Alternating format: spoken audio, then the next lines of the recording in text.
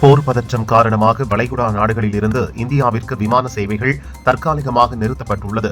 விமான சேவைகள் மீண்டும் தொடர ஆலோசனை நடப்பதாக மத்திய அரசு தெரிவித்துள்ளது. ரஷ்யாவிடமிருந்து மேலும் 5 வான் பாதுகாப்பு கவச வாகனங்களை வாங்க இந்தியா முடிவு செய்துள்ளது. சுதர்ஷன் சக்ரா என பெயரிடப்பட்ட இந்த வான் பாதுகாப்பு கவச வாகனங்கள் எதிரி நாட்டு ஏவுகணை ட்ரோன்களை கண்டறிந்து அழிக்கும் வல்லமை கொண்டவை. ஈரானுக்கு எதிரான போரில் இஸ்ரேலுடன் பிரதமர் மோடி காட்டிய நிலைப்பாட்டிற்கும் உண்மைக்காக நின்றதற்கும் இந்திய மக்களின் மகத்தான நட்புக்கும் அவருக்கும் தொலைபேசியில் நன்றி தெரிவித்தேன் என இஸ்ரேல் பிரதமர் நெதன்யாகு தெரிவித்தார்.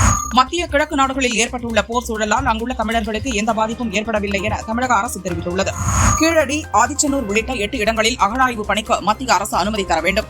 ஒப்புதல் கேட்டு 8 மாதங்கள் கடந்தும் அகழாய்வு பணிக்கு ஒப்புதல் தர ஏன் தயக்கம் என முதல்வர் ஸ்டாலின் கூறியுள்ளார். தஞ்சை மாவட்டம் ஐயாசாமிப்பட்டியில் மார்ச் 4ஆம் தேதி தவிக தலைவர் விஜயின் நிர்வாகிகள் சந்திப்பு கூட்டம் நடக்கிறது. இதற்கான ஏற்பாடுகளை அக்கட்சியின் பொதுச் செயலாளர் ஆனந்த் நேரில் பார்வையிட்டு ஆய்வு செய்தார்.